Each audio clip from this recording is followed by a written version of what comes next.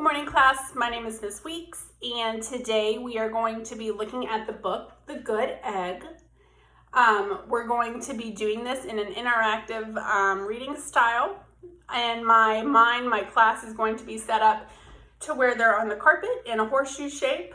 We're also going to be discussing this in an open and free environment, meaning whenever I ask a question to the students, they're not required to raise their hands. They're welcome to say what comes to their mind as long as it is productive and it goes with the question.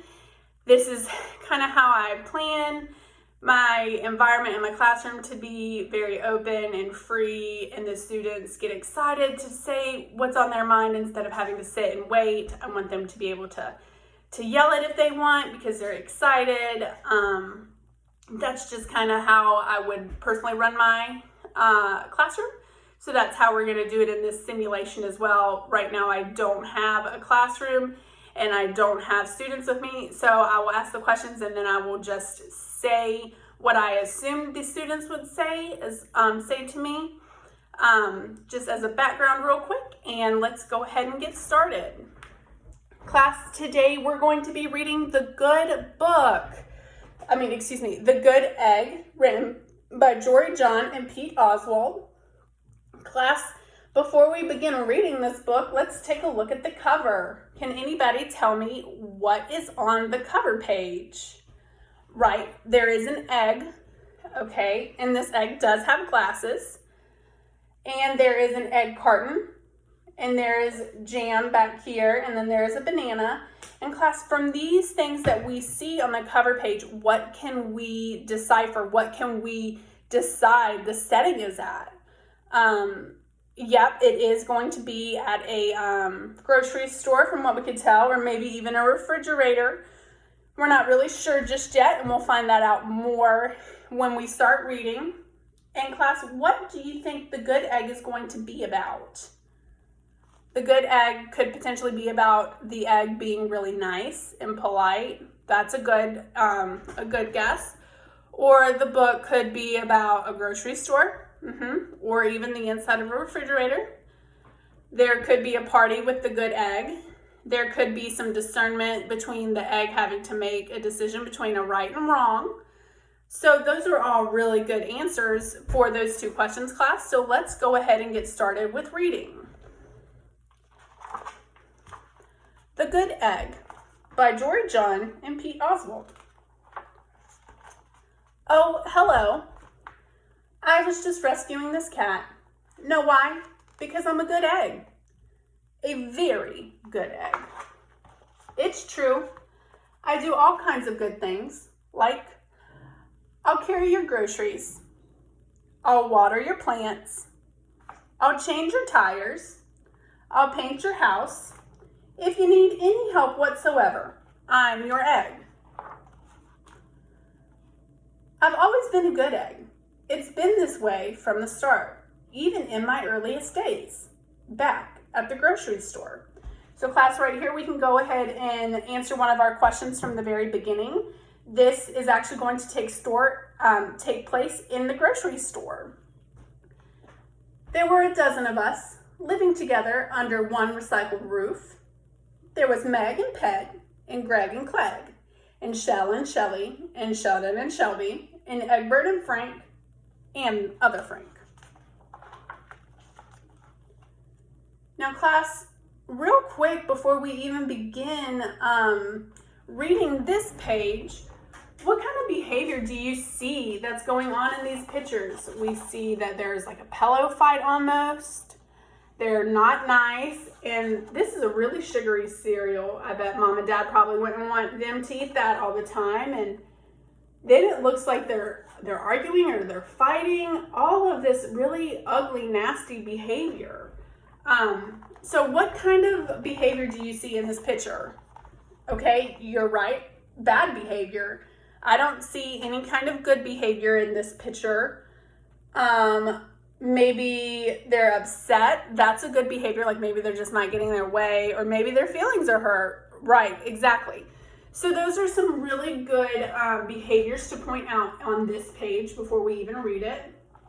So then let's go ahead and continue. The other 11 eggs weren't on their best behavior. They weren't exactly good. They ignored their bedtime. They ate only sugary cereal. They threw tantrums. They cried for no reason. They broke their stuff on purpose. So class, after we discussed what kind of behavior we've seen in this page, we realized that it wasn't good behavior. And then when we read the text, it was confirmed that it wasn't good behavior. So do any of these behaviors sound good to you? Like, would you want to do this, or would you want to act like this in front of your mom or dad or Miss Weeks or really anybody? No, we wouldn't, because you would get in trouble, right? Okay. Meanwhile, I tried to take charge. I tried to fix their bad behavior. I tried to keep the peace because I was a good egg, a very good egg. Nobody seemed to care though. Every night I was exhausted. My head felt scrambled. Then one fateful morning, I noticed some cracks in my shell. Oh no. They were everywhere. All right, and so class, now let's look at this. My doctor said it was from all the pressure I was putting on myself.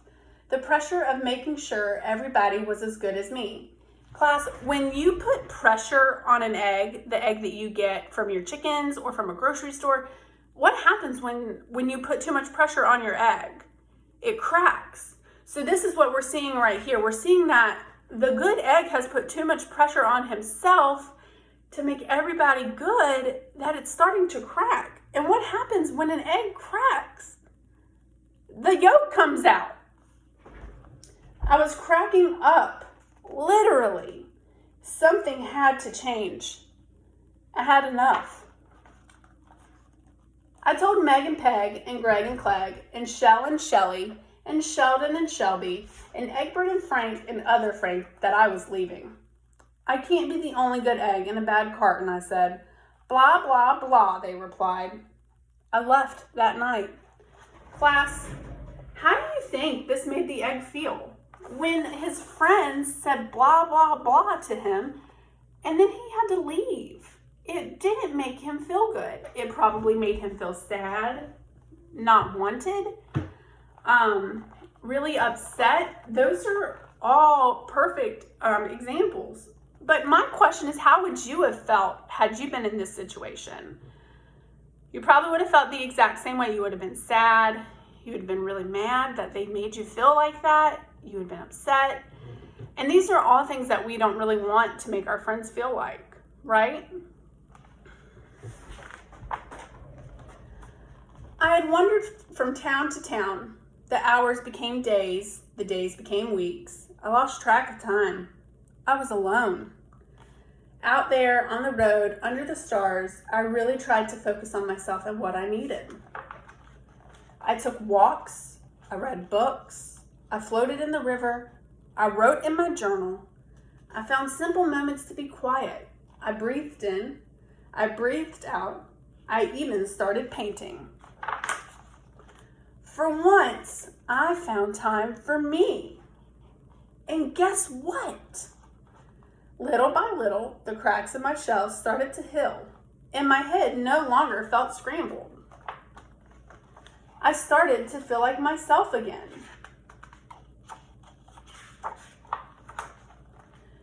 So I've made a big decision. I'm returning to my old carton and my friends. Besides, I'm kind of lonely out here. This time, I know what I need to do. I'll try not to worry so much. I'll be good to my fellow eggs while also being good to myself. Here we go. Everybody missed me. I missed them too.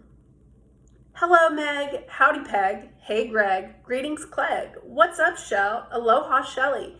Heyo, Sheldon. Hi, Shelby. Good day, Egbert. What's happening, Frank? Howdy do, other Frank.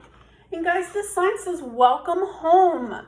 These eggs were so excited to have the good egg back. How do you think this reaction made the good egg feel? This reaction probably made the good egg feel so good and warm. And it just made him feel at home. Like all of his feelings of missing his friends were true. Like they missed him and he missed them. It makes you feel like this is your place. And when you go back and they're excited to see you, it makes you feel loved. And being loved is one of the most important parts. Is this how we should treat our friends compared to the other way? Yes, we want to make our friends feel loved and welcomed and excited to see us and to let them know that we're excited to see them. Okay, sure, everyone. Once in a while, somebody's still a little bit bad, but it's not like before. Here's what I realized. The other eggs aren't perfect, and I don't have to be either. I'm okay with that. Yep, the old carton is back together again. We're a solid dozen. It's good to be home. The end. So class, after reading The Good Egg, we can concur that there were several things that were really good and interesting. But what we should have gathered primarily from this book is how to be a good friend and how to take care of us, take care of ourselves, and really look at the bigger picture. The good egg had to step away from his friends because he was ultimately cracking himself. So he had to go and he had to take some time, fix himself, and then he was able to go be with his friends who he loved and then just enjoy his friends. He didn't try to change his friends. He accepted them for who they were, and that really is what turned around his life. And we can learn how to be a good friend from this book. And that's the most important thing. We realize that it's good to be loving to our friends and not try to change them.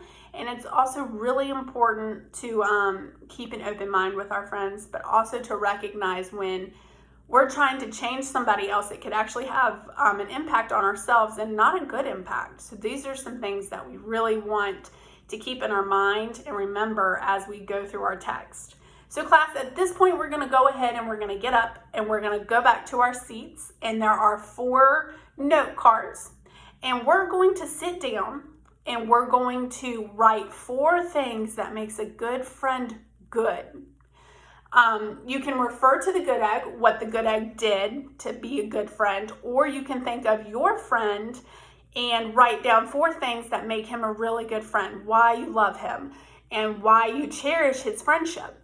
So after that, when we're done, we're going to do that in about 3 or 4 minutes. We're going to take 3 or 4 minutes to do that, and then we're going to stand up and we're going to read them out loud. And after we do that, we're going to walk over to the whiteboard and we're going to put them on this poster that I have created that says, what makes a good friend a good friend? And then throughout the week, we're going to continually discuss what makes a good friend and look at our poster with all of our ideas and suggestions as to what makes a good friend. And that will conclude the literacy lesson for today.